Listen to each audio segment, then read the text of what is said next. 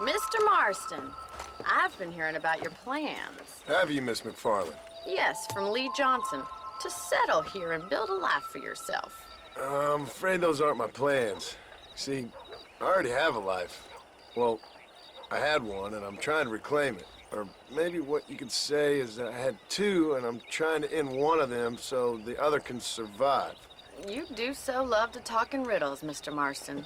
Do you do that, I wonder, as a substitute for having anything interesting to say? Probably, Miss McFarland. Oh, call me Bonnie, you fool. Call me Bonnie. Miss McFarland, I'm married. I have a son. I had a daughter, but she died. Years before that, I rode in a gang. We robbed banks, trains, held people ransom. We killed people we didn't like. Bill Williamson was in that gang. Now, if I don't capture my former brother in arms, great harm will befall my family. Now, I don't suppose any of this is very interesting to you, but I hope it explains why I wasn't so eager to talk about it. No, I do understand. I had no idea. You poor man. Even in this new country, memories don't really fade. My father was an illiterate Scot born on the boat into New York. He never saw his homeland, but to hear him talk about it, you'd imagine he only ever ate haggis and wore a kilt. And he hated the English for what they had done to his great-grandparents that he'd never met. People don't forget. Nothing gets forgiven. That's true, especially when it comes to money. And you know, even now, after all his labors, my father's debts are still terrible. I worry every day about us losing the ranch. It would kill him. My father died when I was 8 years old. His eyes were, well, let's just say he was blinded in a bar fight south of Chicago. My mother died during childbirth. She was a prostitute, and he was her, well, I don't know what he was. So I was sent off to an orphanage and ran away and fell in with a gang. My word. What a difficult life you've lived. The leader of the gang taught me how to read, taught me how to see all that was good in the world. He was a great man in a way. But you killed people. Sure, and I've suffered for it. And that's the life I left, or tried to leave. Said too much, Bonnie. I'm an uneducated killer, sent here to do all I can do well. Kill a man in cold blood so that another man may do his part to cut crime in an area, and a rich man can be elected governor on the back of these promises. Civilization is a truly beautiful thing, Mr. Marston. Listen, can you help me? Well, I can try. What do you need, money? No, nothing so complicated. I need an extra hand to take out the herd to pasture. Sure. Point me in the right direction.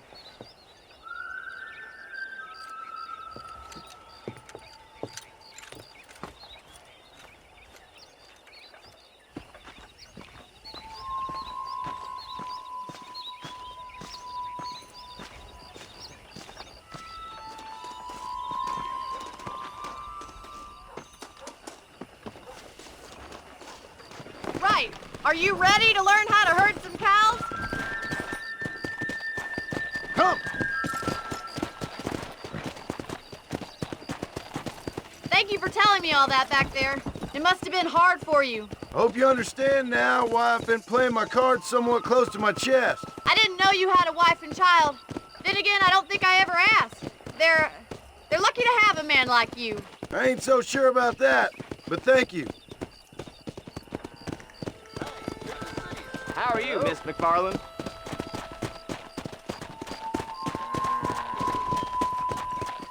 Easy now. Stay behind them, Mr. Marston. That's it. Go! Nice job, moving. Mr. Marston. Herd the cows down the road. Pretend you know what you're doing. Come on, you dumb heifer.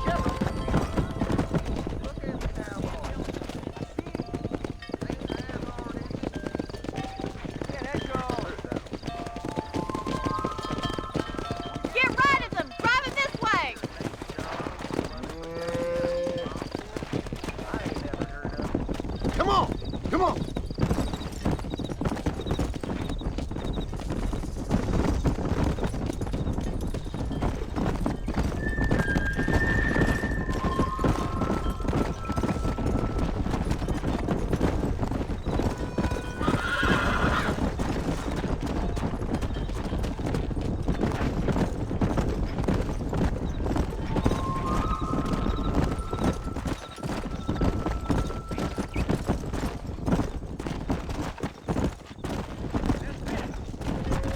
Good. Now we need to move this entire herd out to the far pasture for grazing.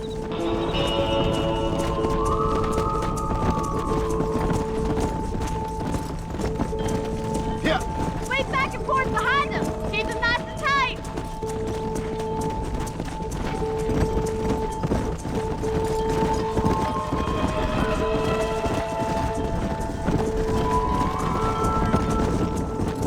Doing great, Mr. Marston. That's a big herd for your first time.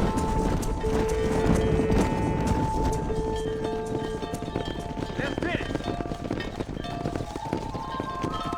You're not bad with the herd. Ranching might be your true calling, Mr. Marston. Either that or you were a cow in a past life.